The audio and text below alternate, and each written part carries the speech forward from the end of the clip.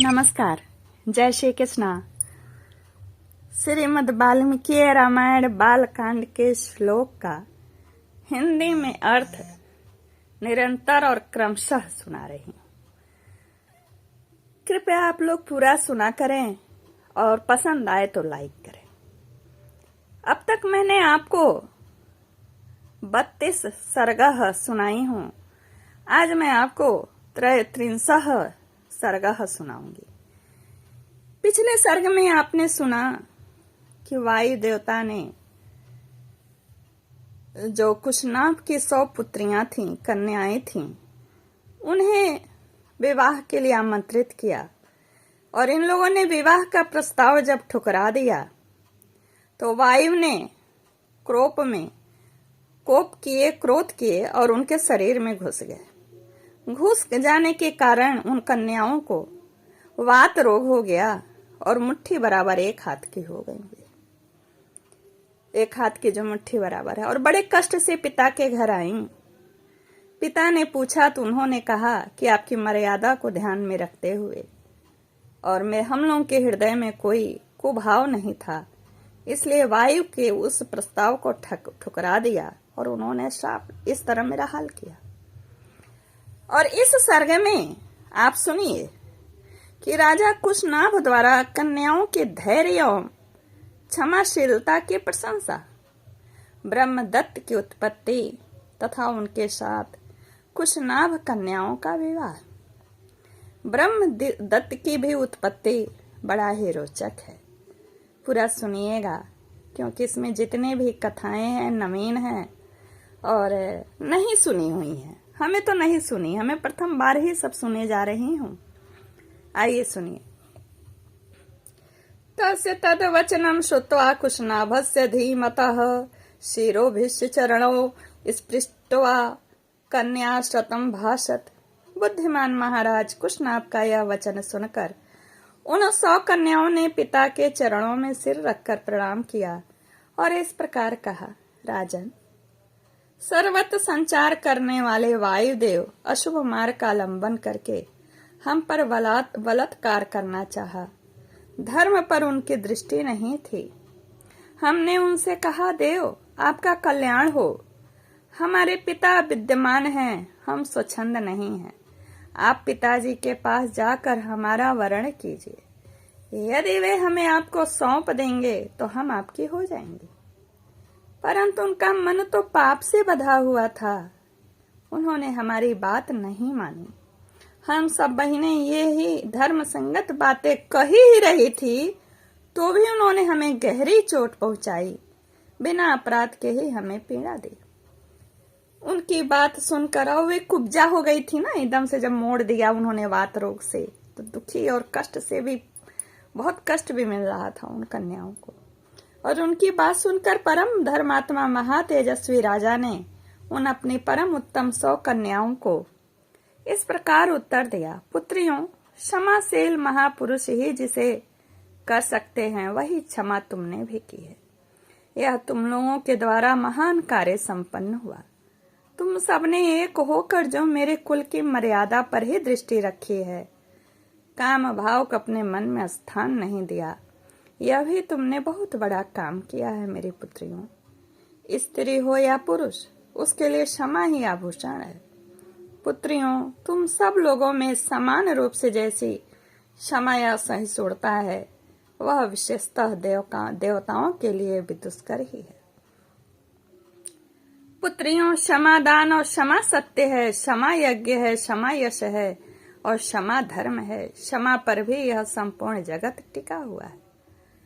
ककुत स्थल कुल नंदन श्री राम, विश्वामित्र अब उनको कहानी बता रहे हैं, क्योंकि वो परम स्थान जहाँ कुशनाभ का राज्य था, वह परम स्थान देख करके उस स्थान के बारे में श्री राम ने विश्वामित्र से पूछा था जब वो मिथिला गमन कर रहे थे। पिछले सर्गों में ये है कथाएं, थोड़ा थोड़ा मैं बता रही हूँ, मान लो पहली बार सुन रहे हो।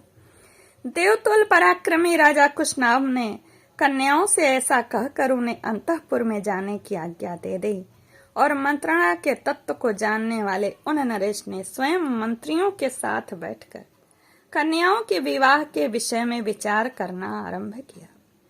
विचारणीय विषय यह था कि किस देश में किस समय और किस सुयोग्य वर के साथ उनका विवाह किया जाए। उन्हीं दोनों में चूली नाम से प्रसिद्ध एक महातेजस्वी, ये अलग कथा है, ध्यान से सुनिएगा, उन्हीं दिनों चूली नाम से प्रसिद्ध एक महातेजस्वी सदाचारी एवं ऊर्ध्वरेता नैष्ठिक ब्रह्मचारी मुनि वेदोक्त तप का अनुष्ठान कर रहे थे अथवा ब्रह्म चिंतन रूप तपस्या में संलग्न थे।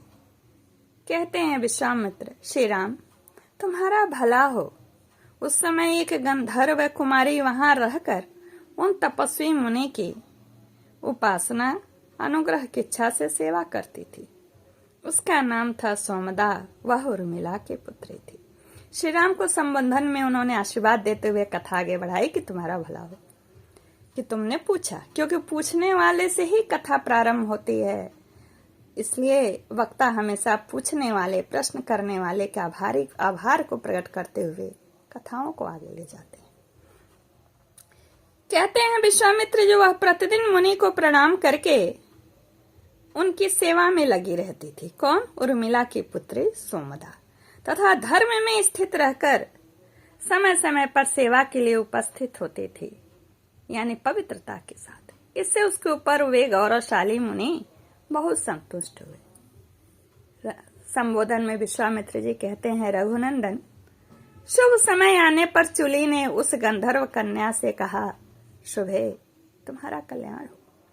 मैं तुम पर बहुत संतुष्ट हूँ, बोलो तुम्हारा कौन सा प्रिय कार्य सिद्ध करूं। मुनि को संतुष्ट जानकर गंधर्व कन्या बहुत प्रसन्न हुई। वह बोलने की कला जानती तो थी। उसने वाणी के मर्मज्ञ मुनि से मधुर स्वर में इस प्रकार कहा, महर्षि, आप ब्राह्मी संपत्ति ब्रह्म तेज से संपन्न होकर ब्रह्म स्वरूप हो गए हैं, इसलिए आप महान तपस्वी हैं। मैं आपसे ब्रह्म तप यानी ब्रह्म ज्ञान एवं वेदोक्त तप से युक्त धर्मात्मा पुत्र प्राप्त करना चाहती हूँ। मुनि आपका भला हो। मेरे कोई पति नहीं और मैं न तो किसी की पत्नी हुई हूँ और न आगे मैं होना चाहती हूँ।